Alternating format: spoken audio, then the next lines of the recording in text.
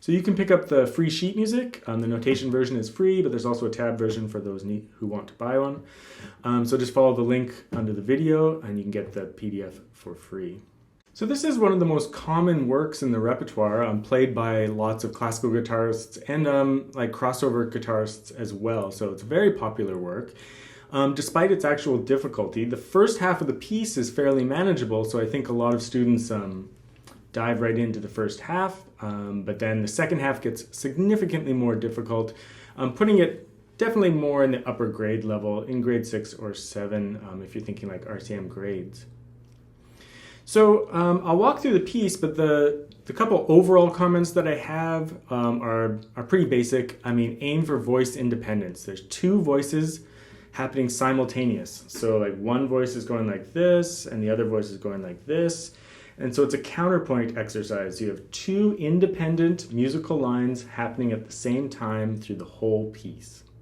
So sometimes when you have counterpoint like this, it's really useful to play each individual line on its own.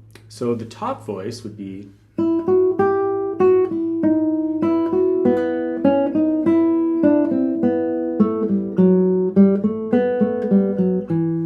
the bottom voice would be,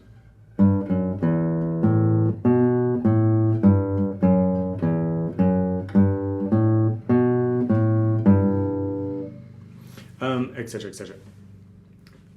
Put them both together, and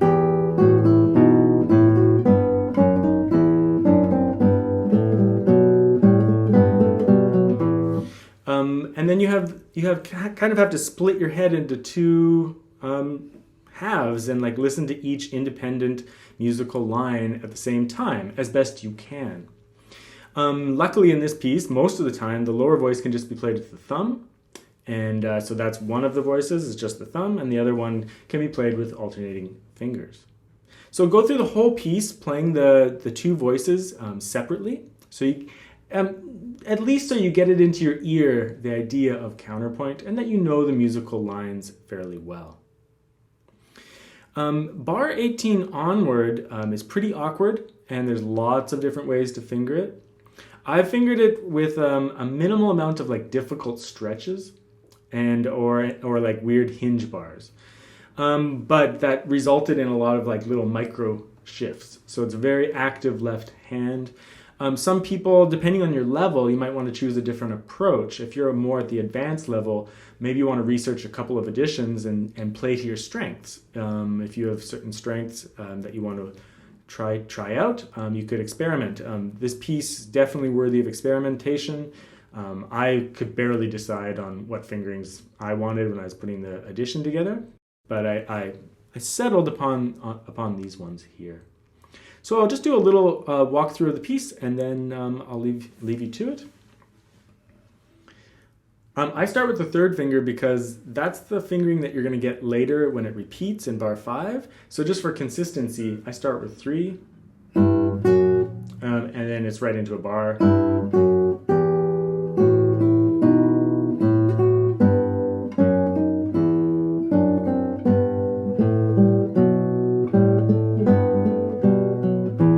Same thing there when it repeats.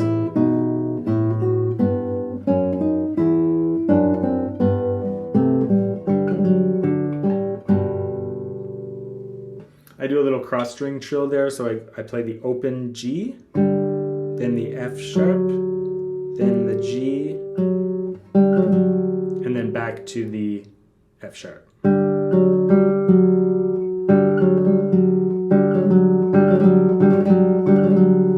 When I can get it. Second half, a little bit more difficult, so just make sure you practice very slowly and know exactly what little shifts and chord shapes you're up against.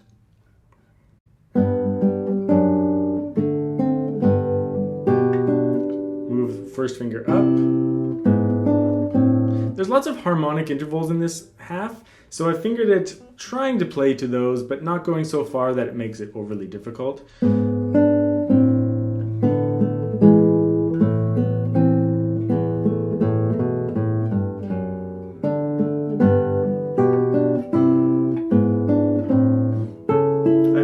Sharp on the second string here, because you want to keep these motifs together. Da, da, da. Keep getting those, and they're going to unravel later, but you want to keep those together as much as possible, so I left that in position and then did the shift for the next one. Same thing there, B, A sharp, B, A sharp.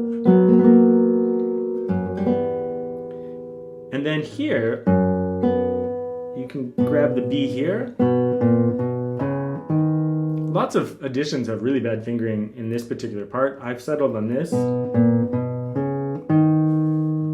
You can sustain that while preparing your bar.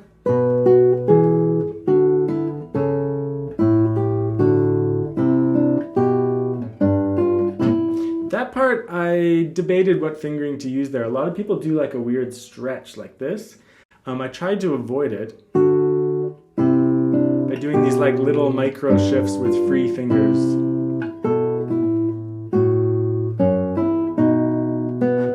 Here's the hardest part.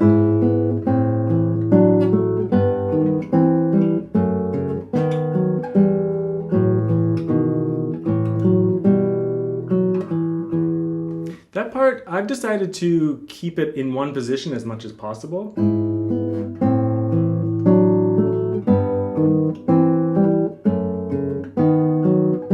I think people will have some difficulty with doing this shape, but it's not that bad. I think it's really worth it just to have the security of staying in first position for that whole passage pretty much. I think like Kunz does something like starts with the third finger and then puts the fourth finger on C and then progresses downward. I think it's more secure to stay in one position.